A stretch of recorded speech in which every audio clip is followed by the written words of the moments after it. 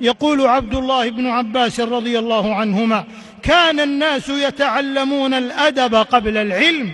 وقال عبد الله بن المبارك: نحن إلى قليل من الأدب أحوج منا إلى كثير من العلم. فكان هذا دأبهم وديدنهم، لذا حازوا الأدب العالي والذوق الرفيع والعلم الوفير، فكانوا أحسن الناس أخلاقا وأرفعهم أذواقا وأكثرهم ندى وأبعدهم عن الأذى.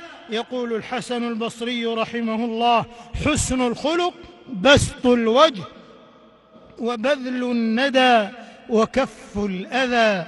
أخي إن الخلق شيء هين، وجه طليق ولسان لين. آيات فخر تجلى نورها فغدت مذكورة بلسان العرب والعجم.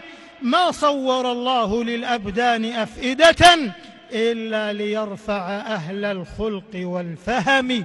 فأي ثمد من قوة تبقي عليها الأمة إن نيل من نوط أخلاقها ومعقد آمالها وقيمها.